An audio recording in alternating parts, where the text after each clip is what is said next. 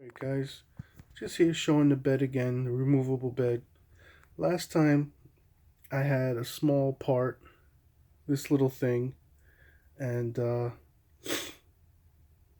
this was a little bit difficult to remove even with the flexible bed.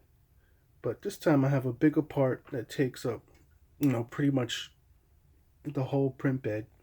And where would I stick this that wouldn't damage this part?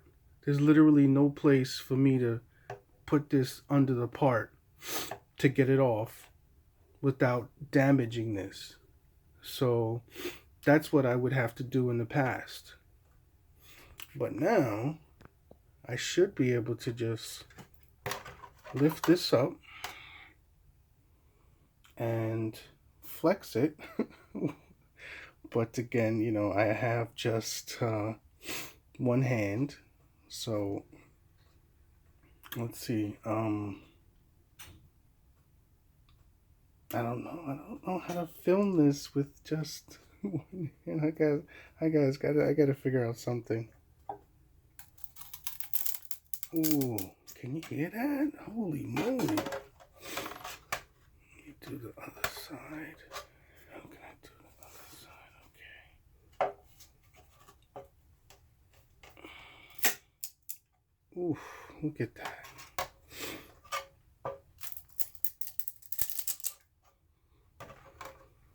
Okay, I think I'm getting it. Oh man, okay. I think that's it. Let's see if that's enough. I'm gonna set it back down.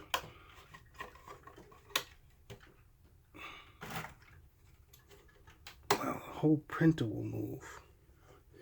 Let's see if we can get it back up. Get it up.